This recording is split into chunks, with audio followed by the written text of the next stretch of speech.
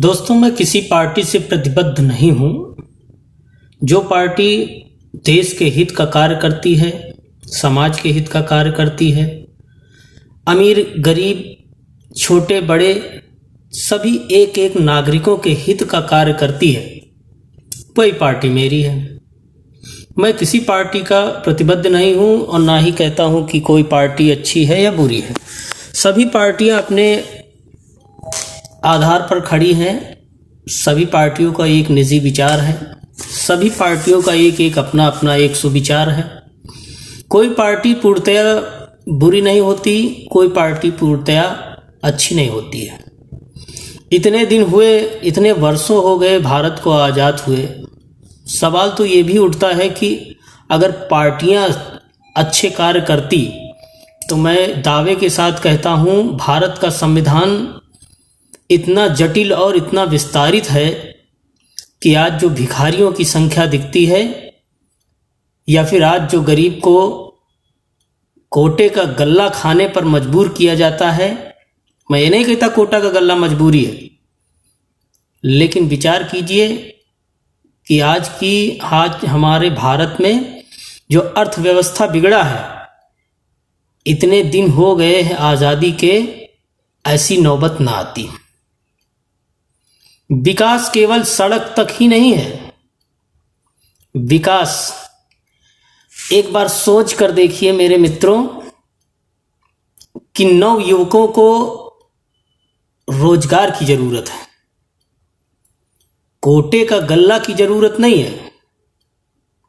दबे कुचले लोगों को आप आर्थिक व्यवस्था के साथ मदद देते हैं तो ये अच्छी बात है, लेकिन हर एक परिवार को एक अच्छे नौकरी की जरूरत है। अगर अच्छा नौकरी हो, एक अच्छा जॉब हो जिसमें एक अच्छी सैलरी हो, तो मेरा मानना है कि किसान से लेकर हर व्यापारी तक मजबूत होगा।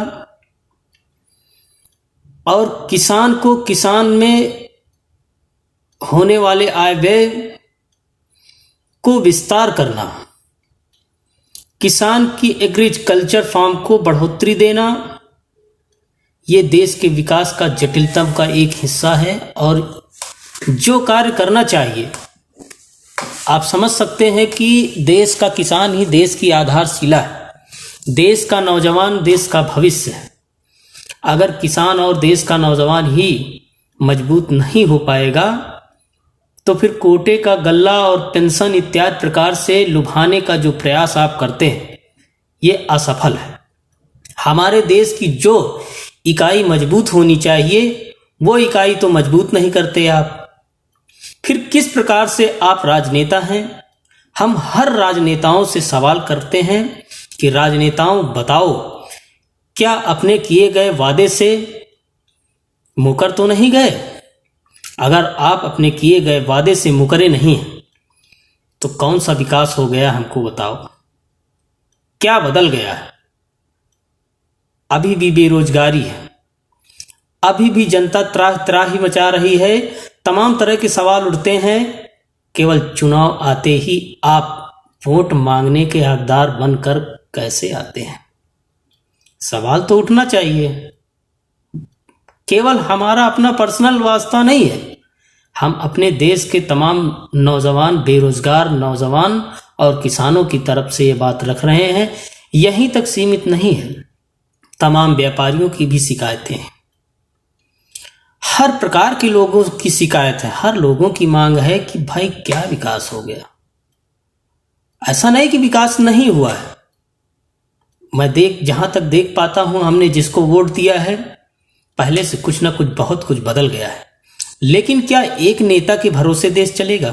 क्या एक ही नेता चुना गया है देश के लिए? हजारों नेताओं की संख्या है।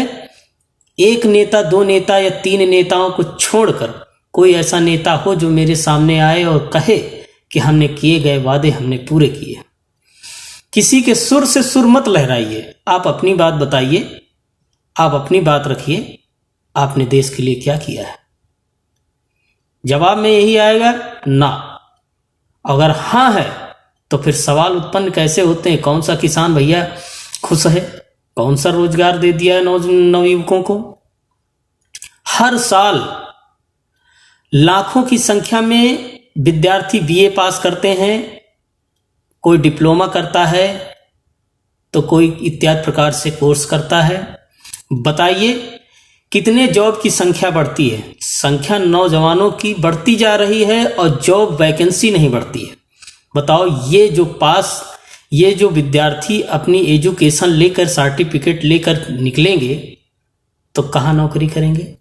और नौकरी नहीं करेंगे तो भाई मजबूरी में तो कुछ ना कुछ करना ही पड़ता है। कोई खेती करेगा, किसानी करे, कोई गुल्लैया बेचेगा, तो कोई चाट का ठेला लगाएगा। वही मजबूरी में पालन पोषण तो अपने आप को करना ही पड़ेगा। लेकिन देश की अर्थव्यवस्था केवल जलेबी बेचने तक नहीं है। भारत का नवयुवक जो सपने सजाता है, अगर नवयुवकों के सपने पूरे होंगे तो एक देश, हमारा देश विश्वगुरु और सपनों का साकार देश बनेगा। कहा जाता है कृषि प्रधान देश है। अगर कृषि प्रधान देश है तो बताओ भी बाहर से क्यों अनाज की इंपोर्टिंग होती है? बाहर से सब्जी इंपोर्ट क्यों होती है? बहुत सारे सवाल उठते हैं। तो सवाल के घेरे में हर सरकार आई है और आज भी है, कल भी रहेगी। लेकिन ये बात बहुत अचरज सा लगता है मुझको कि भाई देखिए, भारत में इतने सारे नेता हैं और इन सारे नेताओं ने केवल एक के भरोसे अपना बागडोर संभाला तो फिर गलत होगा। हर नेता की जिम्मेदारी है। आप जिस क्षेत्र से चुनकर गए हैं उस क्षेत्र की कितनी जिम्मेदारी आपने बखूबी निभाई है, हमको जवाब चाहिए। जवाब है तो बताइए, आइए सामने, हम आपसे बात करना चाहते हैं।